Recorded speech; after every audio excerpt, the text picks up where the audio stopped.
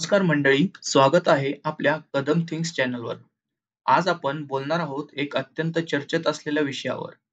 Royal twinkle star club limited आणि citrus check in limited या कंपन्यांचा मोठा फसवणूक घोटाळा आणि या संबंधित ऑनलाईन रिफंड प्रोसेस. माझ्या मागील व्हिडिओवर खूप सारे प्रेक्षकांनी कमेंट्स करून आपले प्रश्न विचारले. आज मी त्या प्रश्नांना उत्तर देणार आहे आणि थोडा या स्कीमचा इतिहास सुद्धा सांगणार आहे. तर इतिहास काय आहे? Royal twinkle star club limited आणि सिट्रस चेक इन लिमिटेड यांनी हजारो गुंतवणूकदारांकडून करोडो रुपयांची उभारणी केली. या कंपन्यांनी लोकांना रिसॉर्ट मेंबरशिप, हॉलिडे पॅकेजेस आणि आकर्षक इन्व्हेस्टमेंट प्लॅन्स देऊन पैसे जमा केले. जमा करा आज आणि पुढच्या काही वर्षांनी जास्त परतावा घ्या, असे गोड बोलून लोकांना गुंतवणूक करायला भाग पाडले.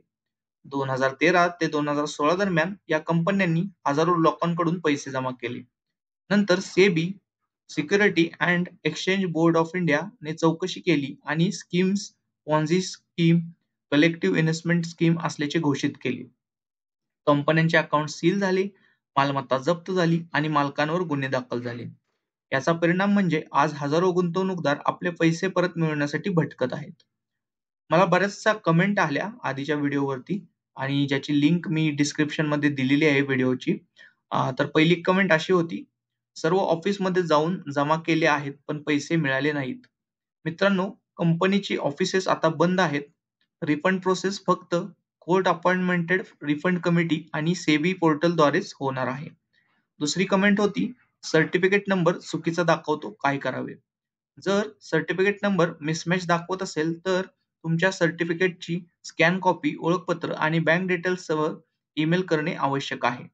वेबसाईटवर टेक्निकल एरर्स खूप आहेत.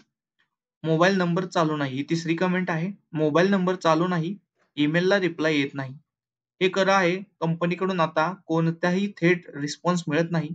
रिफंडसाठी सेबीच्या वेबसाईट किंवा कोर्टात दाखल अर्ज हाच एकमेव मार्ग आहे. चौथी कमेंट आहे, फॉर्म भरताना एरर येतो. तर टेक्निकल ग्लिचेस खूप आहेत. एकदा कॉम्प्युटरवरून प्रयत्न करून पहा. मोबाईलवरून फॉर्म सबमिशन बहुधा होत नाही. पाचवी कमेंट होती, ज्याच्या नावाने सर्टिफिकेट आहे तो व्यक्ती मृत आहे, काय करावे? अशा परिस्थितीत लीगल हेअर सर्टिफिकेट म्हणजेच वारसाचा दाखला आणि डेथ सर्टिफिकेट सोबत अर्ज करावा लागतो. वारसदाराचे पैसे क्लेम करू शकतात. सहावी कमेंट होती, लग्नानंतर नाव बदलले असेल तर क्लेम कसा करायचा? तर मॅरेज सर्टिफिकेट आणि गॅझेट नेम चेंज प्रूफ जोडणे आवश्यक आहे. नंतरची कमेंट होती, व्याजाचे पैसे मिळणार का? सेबीच्या आदेशानुसार फक्त मूळ रक्कम परत दिली जाईल. व्याज मिळण्याची शक्यता फारच कमी आहे.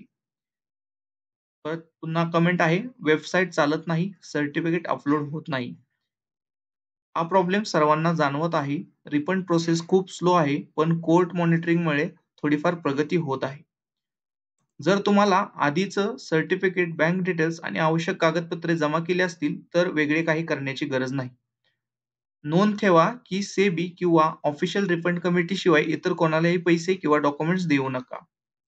रॉयल ट्विंकल आणि सिट्रस चेक इन फ्रॉड हा हजारो लोकांच्या आयुष्याशी खेळलेला मोठा घोटाळा आहे. आपल्याला संयम ठेवावा लागेल.